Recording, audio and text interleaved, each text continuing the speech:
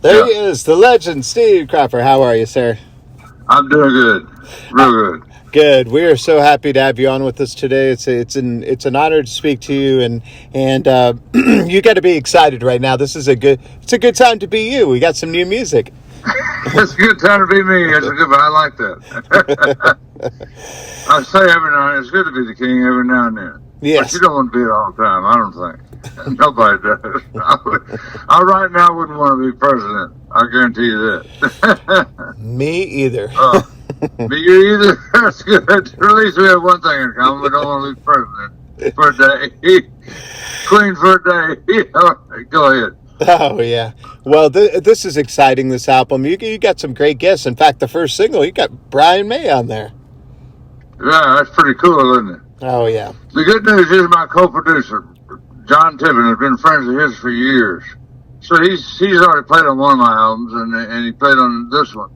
And so John called him, wanted to know if he wanted to be involved. He said, yeah. And so he sent him a track, and like he did before. And he hadn't heard from him in a while, so he called him. He said, and then I hadn't heard from him in about 6 weeks. What's up? He said, oh, man, I apologize. I'm far behind. It's too much stress. So John says, there's your song right there. So he wrote it. And that was John's idea to leave Roger on the first verse and Brian sang everything else, play. So that worked out real good. That's amazing. Billy's been around for a while.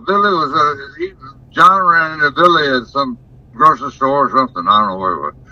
And he said, so Billy says, Jay John, what are you working on? He said, I'm getting ready to do another album with Cropper. He said, can I be on it? Well, yes. So the thing about Billy was that he was in some of the writing. So he was there on the track he's on. He played that day and another day, and we just kept it. We kept what he played that day. You can do that nowadays with Pro Tools. It's easy. Oh yeah. and you got to love this too, because it's you're still continuing to do what you love, and now there's a whole new world open. You can get all kinds of guests. It is. It's great. You know, I left engineering when they had Flying Feathers out in California, and I came to LA. I mean to Nashville. I've been here over almost 40 years, and I left it. I left the engineering to my engineers, and they know more about engineering now. They don't know a damn thing about it. What sounds good and what one of them does. My partner knows what it sounds like, because I taught him. But he doesn't know about it. I mean, he knows more about Pro Tools. I'll never know about Pro Tools. He knows so much about that. They called him. And he's great. He's just something else. I've done other recordings in other studios with the guys that think they know Pro Tools. When Eddie was first starting out, this was 30 years ago. 15 years ago with Pro Tools. He was so slow, and I said, Eddie, nowadays, I say, Eddie, in the last 5 years, I said, Eddie, can you do something? So he said, I've already got it done. You want to hear it back? I said, man, you read my mind. So that's true. He does read my mind every now and then, I guess. Well, they just leave the guitar playing to you, right?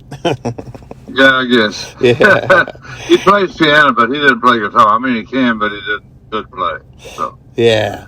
Well, you've been doing there's been such great music for so long, and people look up to you. They look up on that stage, they hear the songs, and they go, that's what I want to do. But you make it look so easy. Is there what kind of advice do you give to people that want to follow in your footsteps and do what you do so well?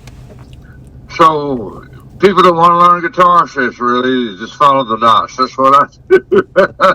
So the intro to Midnight Hours, follow the dots. The intro to Knock on Wood is backwards, and that's how we came up with it. Follow the dots, backwards. So it's D, B, A, G going down on Midnight Hour. Going up on Knock on Wood is E, G, A, B, D, B. So when you land on the A chord, it's perfect. So there you go. It's that easy. Follow the dots, just like watching a movie and a song and a movie. I love that. But the business is kind of treacherous, but it can be done. It can be navigated, right? Yeah, it's easy to make it look easy. It's easy if you know what you're doing. It's easy. If you don't, I said all blues sounds easy because its changes are easy. You got to know where to put the notes. That's a little tougher. So it is what it is. Yeah, that's true. You'll like this. So my co-host is Drew Pearson, one of our great Dallas Cowboys, caught the Hail Yeah. Mary, went in the Hall of Fame, Ooh. and he wanted me to make sure that I asked you your Hail Mary moment, which is that moment in your life or career where you just had to go for it and it worked out for you. What do you suppose that was for you? Hell, I don't probably green onions. That was one of my second or third sessions stack. And Chip Roman, he didn't produce green onions. That was just luck. But he put me on my first session, Prince Conley. I'm going home, I think, at Stax. And Scotty Moore, bless his heart, played guitar for Elvis. Both of them wanted to be engineers. That's why I got to do the session. We didn't have long cords in those days. They never thought about putting, jacks on each end of the long cord. They never thought about that. You go to the store and buy one, it's only 8 feet long. That's it. In those days. I love that. That's what they grew up. Isn't it great? And I grew up with the same thing, and then we did it with BB. I whispered to the engineer, I said, you just leave BB on the couch. I said, you got a real short stand?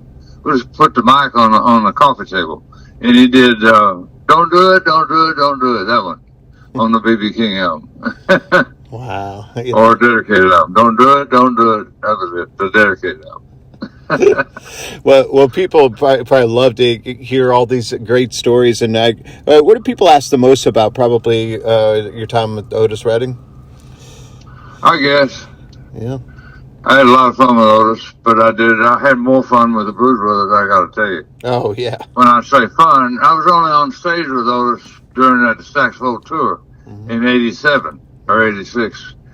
So, 76, I say 80. I've done that. I've made that mistake 3 or 4 times.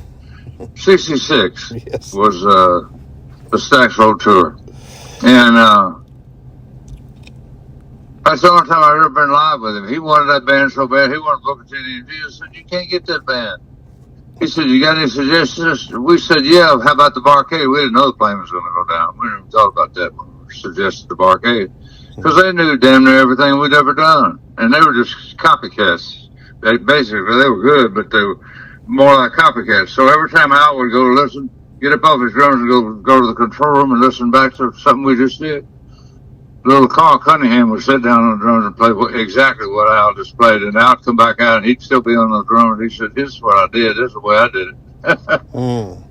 Wow. And then, of course, people always want to hear about Wilson Pickett, Sam and Dave, all that stuff, right? Yeah. But the Blues Brothers is that probably had to have been the most fun, especially the movies. Oh, yeah. That was a lot of fun. Yeah. And Doug said, what did you think? I said, man, I can do this rest of my life. He said, me too. I love that. So I think we used it in the second movie. He said, what was the line? Who are you, Willie Nelson? He said, man, something about going on the road. When Daddy said, man, that's high ball. We didn't know what he meant. That's high ball.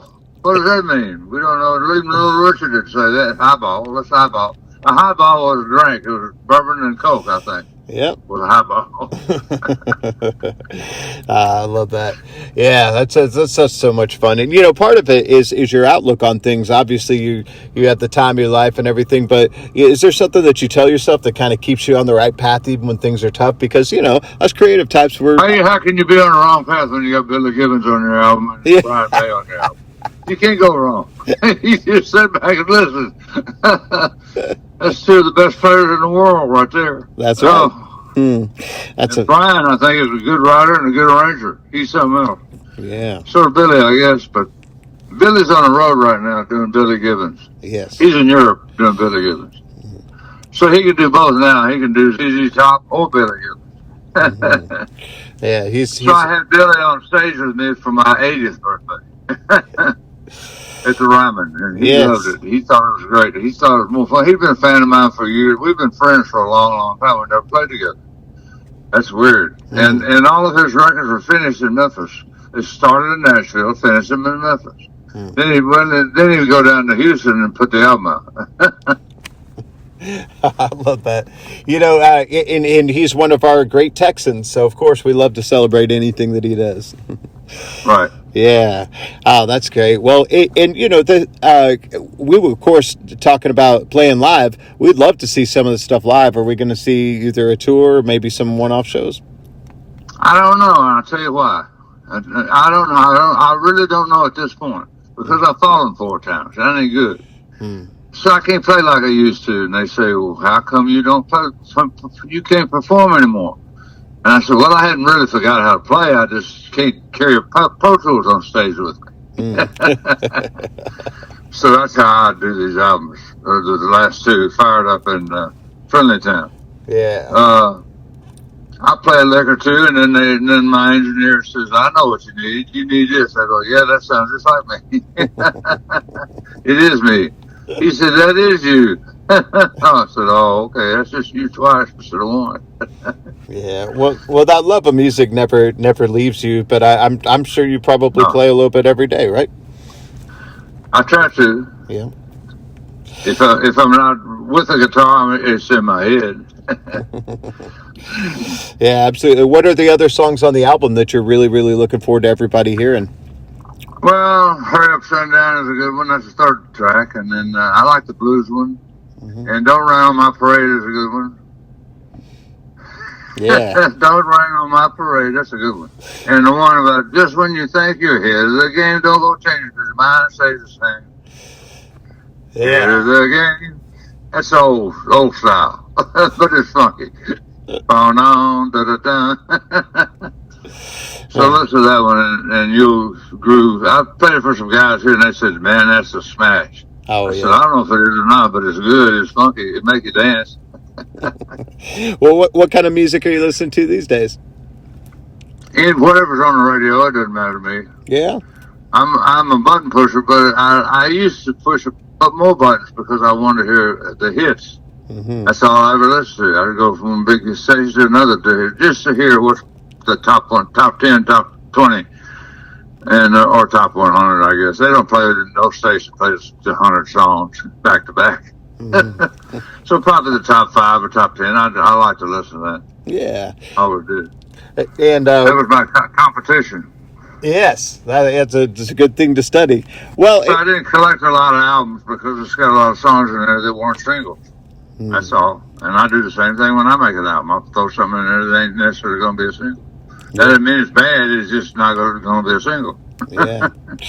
Well, and you played on some of the best singles and some of our absolute favorites, and it's got to give you joy when maybe you're in the store or driving around or go to a restaurant and then they're playing your song, right? My wife will say, she'll be eating. She said, can you hear that? I said, well, kind of. She said, you wrote that. I said, I did. I can't hear the full thing like I used to. Well, some of it might be not loud enough. Some of it might be right. Selective hearing, right? Life is. that is true. And what would you say is your most? So a lot of people say, "Oh, to be a teenager again." I said, "Oh, crap." I just put me somewhere around the 40s or 50s with I know what I know now. Yeah. I don't be that young. That's stupid. When you're that young, you have a lot of knowledge, but you don't know what to do with it. When you're 30 or 40, 35, 40, you know what to do with your knowledge. Yeah, exactly. That's what I've learned. You sort of kind of know. So I think most people are very successful in their late 20, 26, 27, 28, 29. I'd say late 20s, yeah. They're very successful. Why? Because they have to have all this knowledge. They don't know what they're doing with it. So they luck up a lot. That's what I was doing. I was so lucky. Oh, I was ready to conquer the world when I was 14, like most guys. Yeah. But I didn't know what I was doing.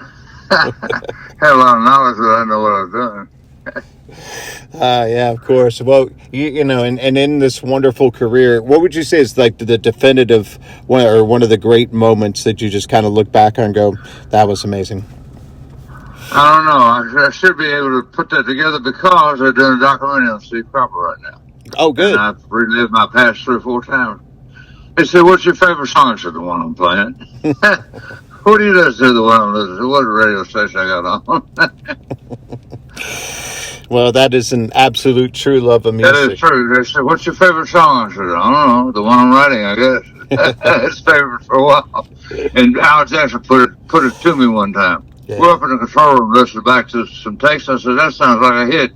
And Al Jackson said, Steve, they're all hits until they're released. I said, no kidding. I never thought about that. They're all hits until they're released. Let the fans pick the hit. They will. And then they'll call their buddy, and everybody will call his buddy, and the next thing you know, you got a smash on your hands. Yeah. Or somebody does. Yeah, well, and you've had that a few times, and it's such a joy. And of course, I appreciate that. Thanks for having me on. I really appreciate it. I really appreciate you. Thank you for making all the great music and continuing to make the great music. Oh, that was easy. I got lucky. What can I tell you? I got lucky all the way around. Lucky with life and lucky with music. So there you go. Yeah, I love it. Well, thank you so much for your time. Look forward to talking to you again sometime soon. You got it anytime. Anytime. You want to do another, call me back. All right. Love it. Thank you, sir. Okay, bye-bye. You got it. Thank you, John. Thank you, Paul.